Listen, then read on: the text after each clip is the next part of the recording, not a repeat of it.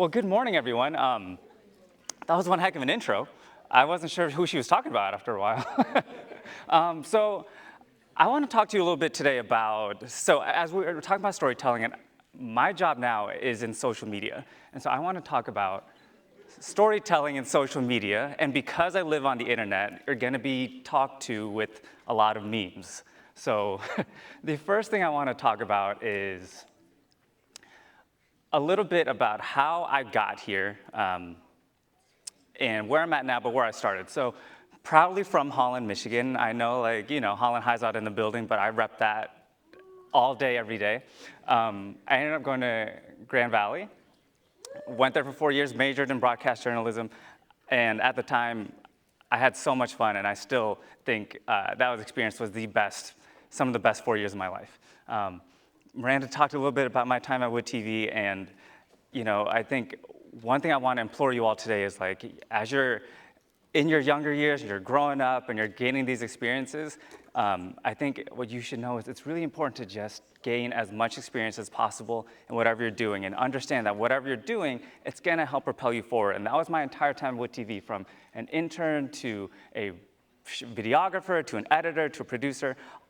All those things helped get me where I'm at now. And so I moved to Los Angeles in January of 2018, and when I did that, I didn't necessarily have a job just yet, but I knew that we could make something work. And that has led me to working at different agencies, working on different red carpets, working on different movie premieres, and it was all the experiences I had that allowed me to get to LA and kind of really get rolling and use that experience. I've recently left my job at Nickelodeon after a strong 5-year tenure, and my day-to-day there was working on the SpongeBob Instagram and TikTok account. And so the joke I make often is that I spent every day thinking about SpongeBob. We got some SpongeBob fans in the house? Okay. There's so many things coming your way, so I'm glad to hear it. And now I'm working at Masterclass, which a little more adult-oriented, but have you seen the ads for it on social media? Okay, good. We're all on the same page. And so that's where I'm at now, and now I'm here talking to you. So part of all of this, though, is I like to say I have a bachelor's in broadcast journalism. You know what? Hold on. Let me get back to this. I have a bachelor's in broadcast journalism, but I like to also say, and I think every adult in the room can relate when I say we have PhDs in figuring it out. And regardless of whatever you study or what your interests are, you all will be gaining PhDs in figuring it out.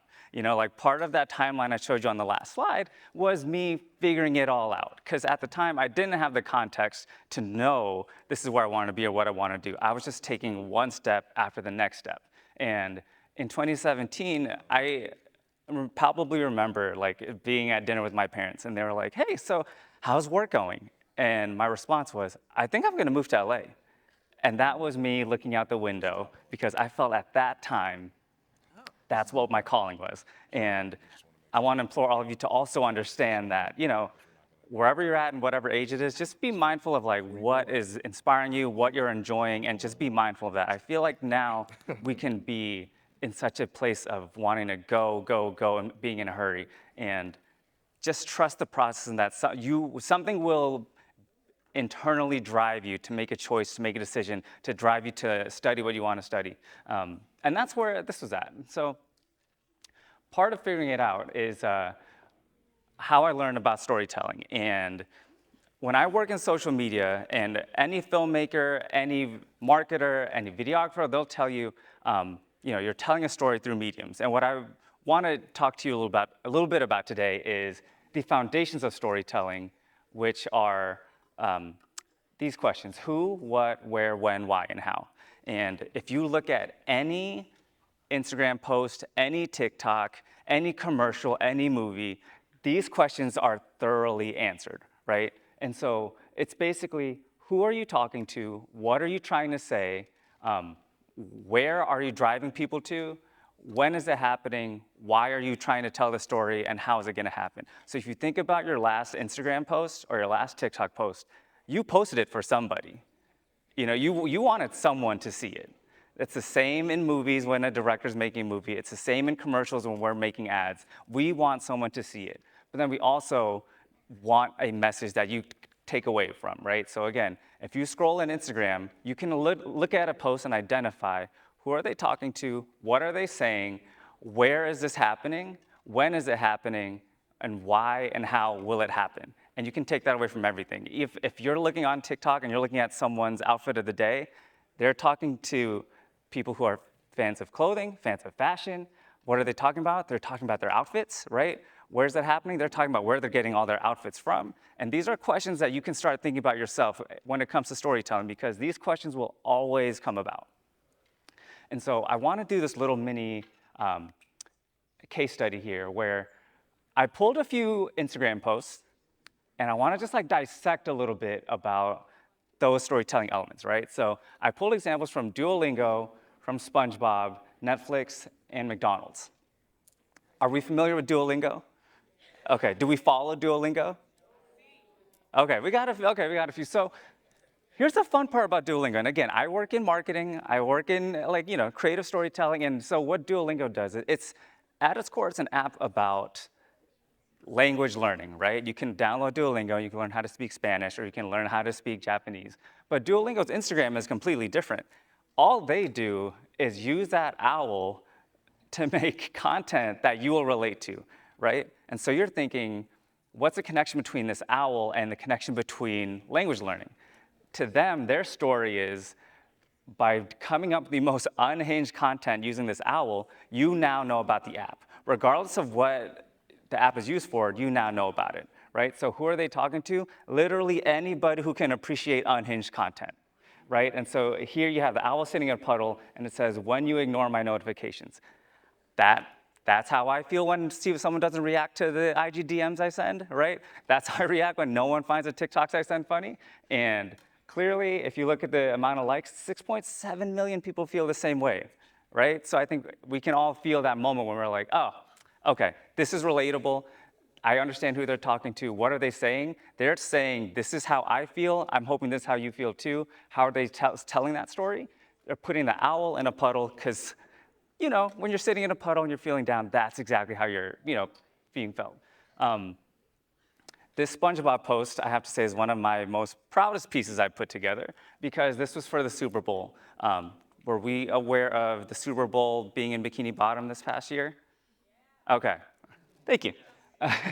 And so what we want to do with that piece, the story we wanted to tell was the Kansas City Chiefs are playing the San Francisco 49ers, and it's going to be on Nickelodeon with SpongeBob and Patrick doing the color commentary, right? So what did we do? We made this meme of Chiefs players and 49ers players all sitting in the Krusty Krab. And so who am I talking to? I'm talking to 49ers fans by putting Niners players in it. I'm talking to Chiefs fans by putting Chiefs players in it. Then I'm talking to SpongeBob fans because in that image is scattered a bunch of SpongeBob Easter eggs. Can you spot a few of them? I know it's a little bit small. Yeah, so we got Handsome Squidward up there. We got the Sunday from the movie. We have Pretty Patties on the table in the bottom right. We have the TV with the Super Bowl logo. We have the Sea Bear. We have the Glove World on the table with the wide receivers because they catch. So these are all these little Easter eggs that spoke to SpongeBob fans to recognize what we were talking about, because the average SpongeBob fan probably is not talking about football. Same with the average football fan is not talking about SpongeBob. So can you converge those worlds? And that's how we accomplish the who, what, where, when, why, and how. And then just going through, like Netflix, they use this post to talk about Wednesday season 2 coming out. And all they did was have her just sit there and stare at the camera. But if you're a fan of Wednesday and you're a fan of Jenna Ortega, you'll understand that's her vibe. Just sitting there, being still, and that's how you communicate. That's how they chose to communicate. So who, what, where, when, why. Again, like you can see that in every single post. And I implore you to do that yourself when it comes to your posts and your friends' posts and as you start to grow your page. Because yes, social media is about, there is that element of influencers and follower growth and brand deals and the vanity that comes with it. But what allows an influencer to become who they are, what allows a brand to want to work with you, to make sure like you get those brand deals, which is not what I'm recommending, but it is, they do great storytelling by answering those same foundational questions: who, what, where, when, why, and how.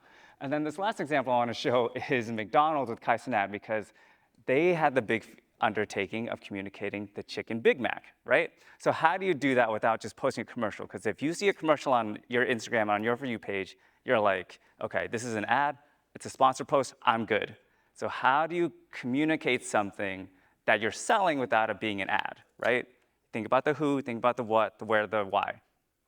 They got Kai Cenat to do it because what you're looking at is McDonald's 5 million Instagram followers, but then you have Kai Cenat's like 300 million Twitch followers, right? Now you have the audience you're talking to.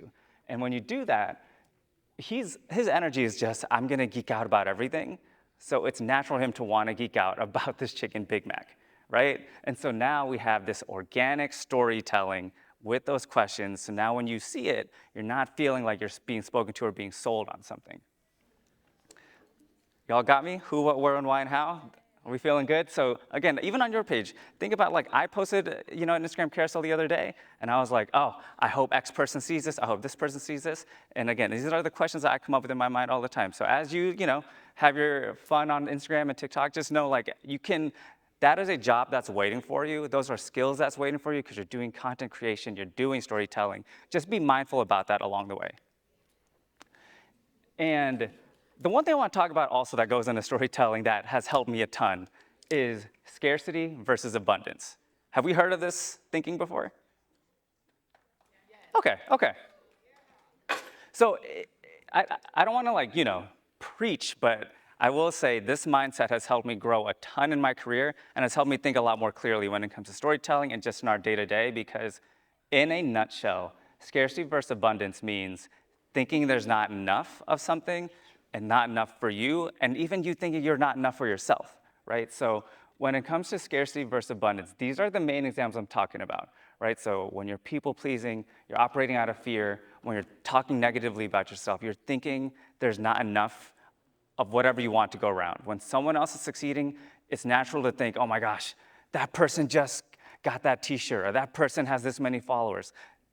Then you start to think like, why them and not me, right? But what I've learned in my now 32 years of life is that there's always going to be enough for everybody because it starts with you knowing you're enough for you, right? So when you start thinking abundantly, you're thinking at a different pace. You're being more calmer, you're being more present, you're standing where your feet are, right? And I know like when we're on phones, because again, I live on the internet as well. I'm a victim of just needing stimulus and like pulling out my phone even when the waiter's standing in front of me, but hasn't gotten to me yet. Like, you can be in that moment, and if you're thinking abundantly, now you're being curious, you are preaching positive affirmations for yourself, you're learning to let go.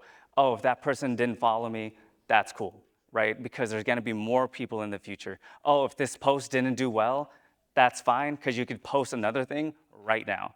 There's a limited possibilities when you start thinking abundantly versus when you think things scarce. And I remember being in college and in high school when I was like, oh man, this person has this internship, or this person is like in this class, or this person got this grade, and that comes from a place of thinking there's not enough for you. And then it starts trickling down and thinking you're not enough.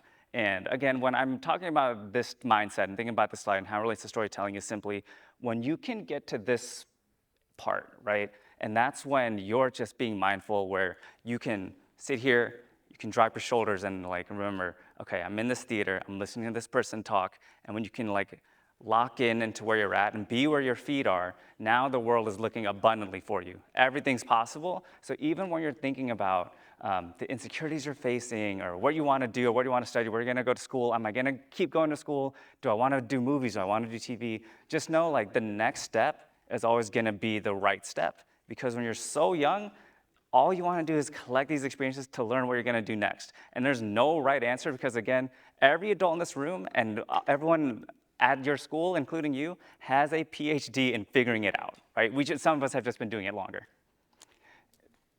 This is very simple, and it's in black and white for that reason. There's no design to it. Just be nice to people, because that is a soft skill, that is a hard skill. There is no distinguishing factor, right? Because if you're, again, like I worked with Miranda so many years ago, and we still are such good friends, and this connected me to the people at Mosaic, and so to be able to speak to you up here is a result of, one, the journey timeline I shared, but also it's the soft skill and the hard skill of just being nice to people. And that's it.